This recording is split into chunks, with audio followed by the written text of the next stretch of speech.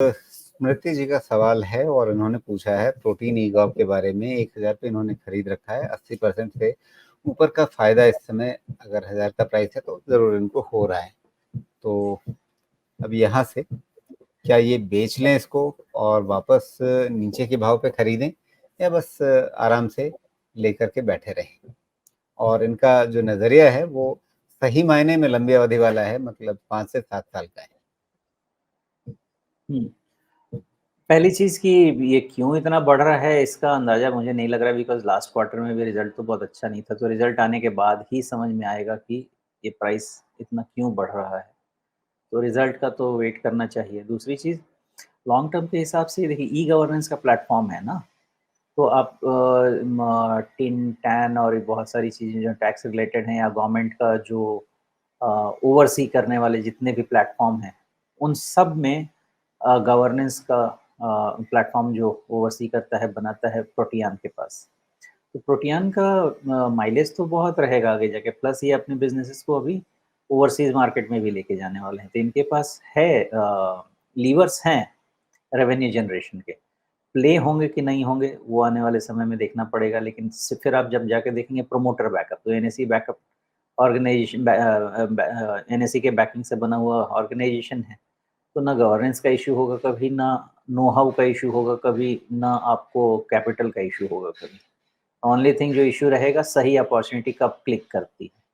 तो long term के हिसाब से कंपनी तो अच्छी बनती है, बट शॉर्ट टर्म में कुछ ज़्यादा ही भाग गया है, क्यों भागा है पता नहीं है। जी, लेकिन एक समस्या ये है कि इसका आप मुनाफा देखें और मार्जिन देखें।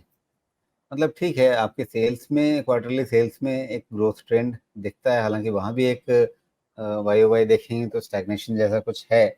मार्च 2023 के बाद से इनका जो पूरा सेल्स का आंकड़ा है वो 200 सवा 200 के रेंज में अटका हुआ है।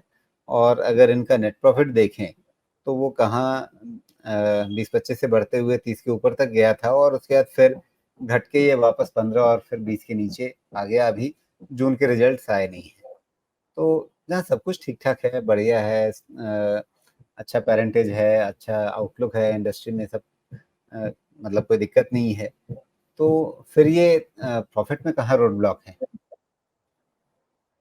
नहीं, अभी नई कंपनी है राजीव जी, और अभी पोस्ट कोविड तो काम शुरू ही हुआ है, तो अभी बहुत ज़्यादा समय हुआ नहीं है इसमें। अभी तो कंपनी सेटअप ही ठीक से हो जाए तो बहुत कह सकते हैं। तो आपको जी। समझने के लिए ही 4-5 साल लग जाएगा इसको, लेकिन इसमें माइलेज बहुत मिल सकता है।